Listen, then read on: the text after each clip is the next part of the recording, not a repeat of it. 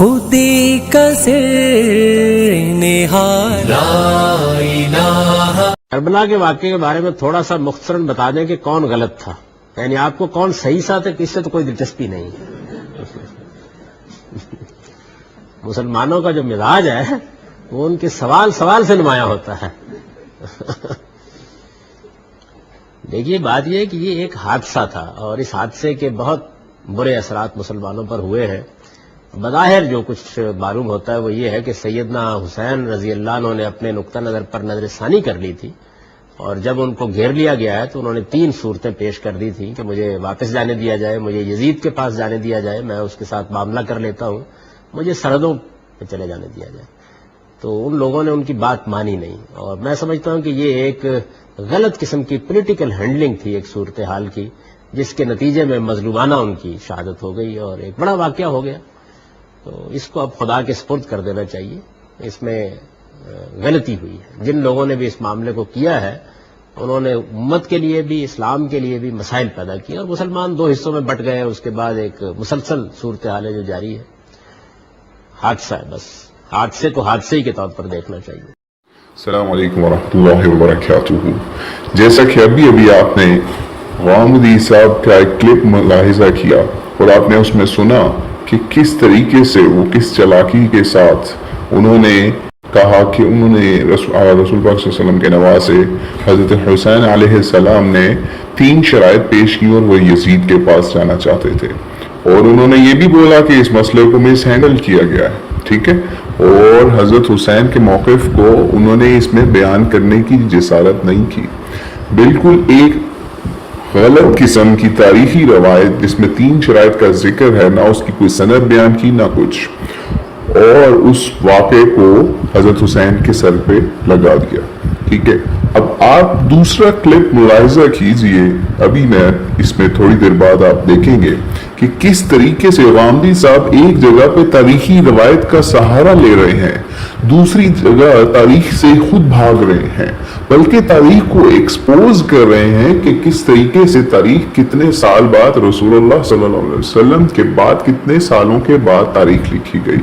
کوئی مورخ نہیں تھا، یعنی پہلی جگہ پہ مورخ بھی تھے، تاریخ بھی تھی، 3 شرائط بھی تھیں، اور حضرت حسین کا موقف بھی نہیں تھا، ٹھیک ہے۔ اور یزید کو برا کہنے کے لیے ان کے پاس کوئی زبان، کوئی الفاظ، کوئی علم نہیں ہے۔ ان کے پاس حضرت حسین کی شہادت کو بیان کرنے کے لیے کوئی حدیث، کوئی واقعہ، کوئی تاریخ، کچھ بھی نہیں ہے، ٹھیک ہے۔ ظالم انسان صرف حضرت حسین کی شہادت کے بارے میں جو رسول اللہ صلی اللہ علیہ وسلم کے ابن عباس کے خواب میں آئے وہی روایت بیان کر دیتے کہ شاید کہ لوگوں کو پتہ چل جاتا۔ نہیں بیان کر سکتے تھے تو کم سے کم حضرت حسین کی شہادت کی وہ اطلاعیں جو رسول اللہ صلی اللہ علیہ وسلم نے اپنی احادیث میں دی وہی بیان کر دیتے۔ ہاں، لیکن آپ کا جہاں الو سیدھا ہوگا وہاں تاریخ بھی سیدھی ہے، جہاں آپ کا الو سیدھا ہوگا وہاں حدیث بھی سیدھی ہے، لیکن جہاں آپ کا الو ٹیڑھا ہوگا وہاں پہ حدیث بھی نہیں، وہاں پہ تاریخ بھی نہیں، وہاں پہ قرآن بھی نہیں، وہاں پہ فقہ بھی نہیں۔ تو آپ یہ اگلا کلپ ملاحظہ کیجئے اور غامدی صاحب کو خود بخود ایکسپوز ہوتے ہوئے سن لیجئے۔ السلام علیکم ورحمۃ اللہ وبرکاتہ۔ سوال ہے، آپ کی ایک ویڈیو دیکھی جس میں آپ حضرت امام حسین اور یزید کے بارے میں سوال کے جواب میں آپ یزید کو غلط کہنے سے گریز کر رہے ہیں۔ یہ ایک ایسا واقعہ ہے جس نے پوری امت مسلمہ کو 2 حصوں میں تقسیم کر دیا۔ حیرت ہے کہ آپ جیسے صاحب علم بھی اس کے بارے میں واضح موقف نہیں رکھتے۔ میں تاریخی چیزوں کے بارے میں آپ کو بھی یہ توجہ دلاؤں گا کہ اس میں بڑی احتیاط برتنی چاہیے۔ یعنی قرآن سنت، میں نے ابھی آپ کو بتایا ہمارا دین قرآن و سنت میں ہے، وہ پورے یقین کے ساتھ ہم تک پہنچ گئے، مسلمانوں کے اجماع اور تواتر سے پہنچے، ان کے بارے میں ہم یقین اور اعتماد کے ساتھ گفتگو کرتے ہیں۔ یہ جو تاریخی ریکارڈ ہے آپ جانتے ہیں کہ یہ کس طرح سے مرتب ہوا ہے، یعنی کم و بیش میں نے آپ کو بتایا ہے کہ 80 سال تک رسول اللہ صلی اللہ علیہ وسلم کے بعد کوئی باقاعدہ مورخ نہیں ہے جس نے تاریخی تحقیق کر کے کوئی کتاب لکھی ہو۔ زبانی روایتیں ہیں، قصے ہیں، قصہ گو لوگ ان کو بیان کر رہے ہیں، اس کے بعد اس کو لوگوں نے مرتب کرنا شروع کیا ہے۔ اس میں کہاں کہانیاں شامل ہو گئی ہیں، کہاں کیا کیا تحریفات ہو گئی ہیں، کیا کیا خرابیاں ہو گئی ہیں، یہ خود تحقیق کا موضوع ہے اور اہل علم اس پر تحقیق کرتے رہتے ہیں. میں بھی ایک طالب علم کی حیثیت سے جن علوم کا طالب علم ہوں، سماجیات ہے، فلسفہ ہے، تاریخ ہے، میں بھی کرتا رہتا ہوں اس پر جب مجھے موقع ملتا ہے.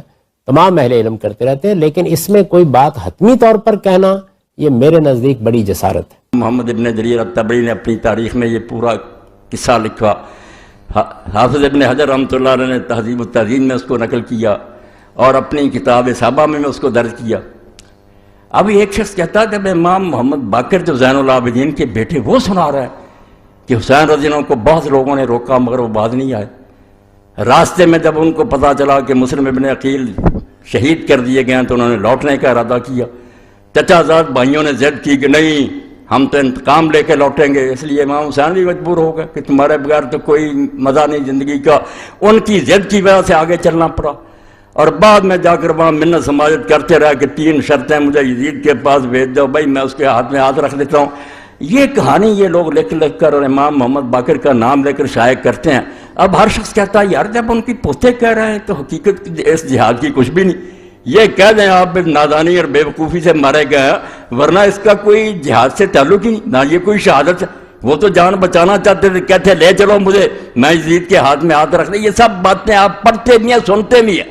اور تاریخ جو ہے زیادہ سے زیادہ مہربانی کرتی ہے کہ کوفہ کے کچھ لوگ سے بے ایمان اور بددیانت انہوں نے امام حسین رضی اللہ عنہ کو خط لکھے، امام ان کے ورگ میں آ گئے، ان کے دھوکے میں آ گئے، بعد میں راز کھلا کہ یہ تو سب مکار اور فریبی ہیں. پھر آپ پچھتاتے رہے. نتیجہ کیا نکلا؟ کچھ بھی نہیں. کہ امام حسین رضی اللہ عنہ انہوں نے نتیجہ یہ نکالا پوری کتاب میں رسومات محرم الحرام اور سانحہ کربلا کہ امام صرف فوت ہوئے ہیں ایک اپنی ناجائز غرور اور گھمنڈ کی وجہ سے کہ سمجھتے تھے میں رسول اللہ کا نواسہ ہوں اس لیے بہتر ہوں. یہ نسلی غرور ان کو لے ڈوبا. میں یہ کتاب آپ کے سامنے پیش کر رہا ہوں، لے کر پڑھیں. اور یہ ہر مولوی کے پاس ہے، جتنے نا اہل حدیث علماء سب کے پاس یہی ہے. اسی کو رٹے طوطے کی طرح دہراتے رہتے ہیں. کسی کو توفیق نہیں کہ نکال کر دیکھے کہ یہ باتیں کوئی صحیح نہیں ہیں. تو امام حسین رضی اللہ عنہ جی کہتے تھے کہ مجھے لے چلو میں بیعت کر لیتا ہوں، مگر دوسری بات جو بے وقوفی کی وہ عبید اللہ بن زیاد نے کی کہ اس نے ضد کی کہ پہلے میرے ہاتھ پر بیعت کرو پھر دمشق لے کر جاؤں گا. تو امام نے خام خواہ ایک ناجائز بات کہی کہ نہیں تیرے ہاتھ گورنر پر بیعت نہیں کروں گا، وہاں میں کروں گا. صرف اتنی بات پر عبید اللہ کہنے لگا نہیں آئی نہیں بات ہے میں گورنر میرے ہاتھ پر. یعنی یہ امام حسین رضی اللہ عنہ کو ایک احمق ضدی اور مغرور آدمی ثابت کیا جو خام خواہ اپنی جان دے گیا ورنہ کچھ حقیقت نہیں. اور اس میں صاف صاف لکھا کہ یزید کو بیعت کا مطالبہ کرنے کا کیوں حق نہیں تھا، کیونکہ جب سوائے 2 آدمیوں کے عبداللہ ابن زبیر اور امام حسین کے ساری سلطنت میں لوگوں نے اس کی بیعت کر لی تھی، وہ کیوں نہ بیعت مانگتا. امام حسین جھوٹا تھا. یہ پوری کتاب ہے. اب ہم اس کا جواب اگر میں دوں تو سارے شہر میں پروپگنڈا کہ مولوی اسحاق امام حسین کا بیان کرتا اور ان دنوں میں آ کر یہ مسجد نہیں امام بارگاہ میں لعنت اللہ علی الظالمین. اللہ کے نامراد ظالم بندو، یزید کی حمایت میں تم کتابیں لکھو. امیر المومنین یزید رحمۃ اللہ علیہ جگہ جگہ اس میں لکھا. اور ہم امام حسین رضی کا بیان کریں اور آپ لوگوں کو یہ توفیق ہی نہ کہ پوری کتاب میں نہ ابن تیمیہ کو یہ توفیق ہوئی، اللہ انہیں بھی معاف کرے، نہ انہیں ملی کہ رسول اللہ کی وہ حدیثیں تو کہیں ذکر کر دو کہ حضور نے پہلے بتایا نہیں تھا امام حسین رضی کے بارے میں. وہ صحیح حدیثیں نہیں ہیں، ان کو چھوتے تک نہیں. خطبے ہو رہے ہیں، کتابیں لکھی جا رہی ہیں، نہ کئی تنظیموں کے سربراہ میں ان کا نام کیا لو وہ بھی لکھ دیتے ہیں سانحہ کربلا. کوئی نہیں یہ اٹھا کر دیکھتا کہ تاریخ کی جھوٹی روایتیں یہ جو میں نے لکھ دیا کہ محمد باقر رحمۃ اللہ علیہ کی زبانی، اس کے بارے میں تو آپ سمجھ لیں کہ جہاں جہاں یہ لکھی ہے بالکل جھوٹ کا پرندہ. اس میں زکریا بن یحییٰ ضریر مجہول ہے. اور آگے چل کر جس نے یہ کہانی گڑھی ہے خالد بن عبداللہ الکسری، مکہ معظمہ میں بدقسمتی سے جو لوگ گورنر رہے ہیں ان پر پوری ایک کتاب ہے غایۃ المرام. اس میں اس کے حالات پڑھیں.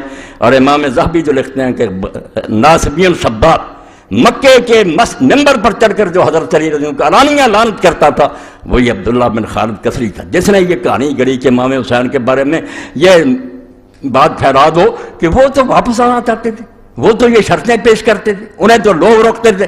میں کہتا ہوں اس جھوٹے اور حضرت علی رضی اللہ عنہ پر لعنت کرنے والے کسی والے آؤ کہیں دنیا سے کوئی کتاب جس میں یہ آتا ہے کہ امام حسین رضی اللہ عنہ واپس آنا چاہتے تھے.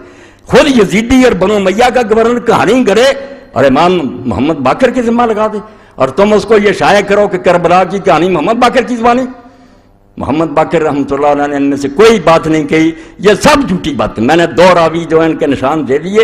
اصل سند جو ہے وہ تبری میں جہاں سے پتہ چلتا، باقی انہوں نے بلا سند کی نقل کر رہی ہے نا، کیسا ایسا شروع کہاں سے ہوتی ہے، کون بیان کرتا؟ زکریا بن یحییٰ زریر مجہول. اور آگے کون ہے؟ خالد بن عبداللہ الکسری، جس کو کہتے ہیں بغیث ناصبی، ایسا دشمن علی کہ مکہ کے منبر پر حضرت علی رضی اللہ عنہ کی لعنت کرتا تھا. مگر ایسے لوگ پھر ان کو اللہ تعالیٰ معافی نہیں دیتا. آخر میں خود بنو امیہ نے اسے معذور کیا، اور جس برے طریقے سے اس کو پھر کوڑے لگائے اگر سزائیں ملی، وہ تاریخ کا ایک حصہ. سبحان ربك رب العزة عما يصفون وسلام على المرسلين والحمد لله رب العالمين وصلى الله على سيدنا محمد وعلى آله